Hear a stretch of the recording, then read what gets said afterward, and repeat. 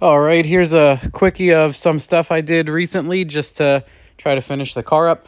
I have this IAT sensor I use for ambient air temp, and I wanted to make a fancy bracket for it, so I did. And on top of that, I am moving to a TruCool gigantic transmission cooler in the front. So I got one of these to try, and I'm going to try it, because if I screw this up, I can always nut cert it, but it's in the M8 nut certs that I have abundance of that I like to use. So I wanted to give this a try. Fail or not, should be nice to see. I'm going to mount this TruCool. I'm going to put a bit in my mouth. Like that. I'm going to mount that. And I'm going to do tabs on the bottom. Because I want to do tabs on the top, because that'll be ugly. So yeah, I'm going to do that. And then I took pictures of this. I'm going to put that on and show you what that is, just for fun. I did that.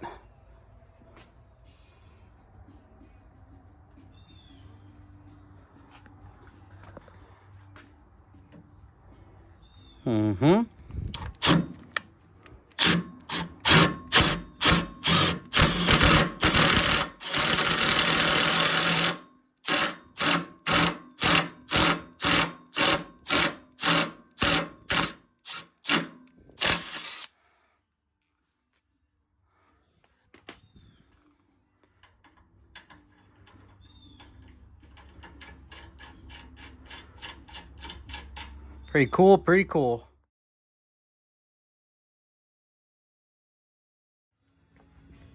Well, so what I got is these guys threaded in with isolators in between both ends. And what I saw when I looked under here was this tab, if I just fold it over, is directly the same height.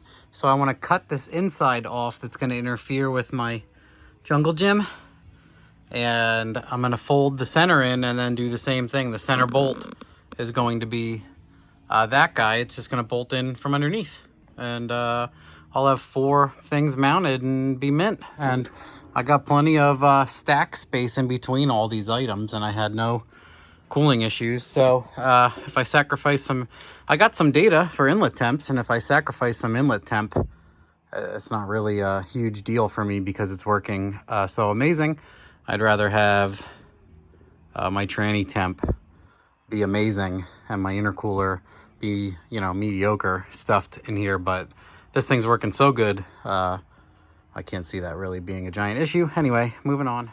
So awesomely enough, most of that went really well, and I had to quit. And then when it was darker out, I came out here and I went to fasten some things, and the damn headpiece pulled out of the cooler tube at the end. It seems like, they brazed it or were fluxing it or both, all of the above. And it never got heated, or it never vulcanized or melted the materials together, whatever you want to call it. But you can tell it popped out like a little pipe fitting. So I was like, hey, Tom, are you awake? And he's like, I'm welding aluminum. So I had Tom fix this thing. And then I had visions of making my own bracket for my IAT sensor in the front of the car for fun. So I designed those little hoops, like little roll cage gussets, to fit my tubing and then fit the 3/8 thread on IAT sensor. And I used a wideband bung in the middle, because the threads are very close and you can thread the thing in and it'll hold it. And I just wanted to give it like a little offshoot and shove it in the corner of the bumper. It's not ideal, but it is realistic, because the turbos are getting air from, mostly the front bumper headlight area. So that'll be the good delta, right?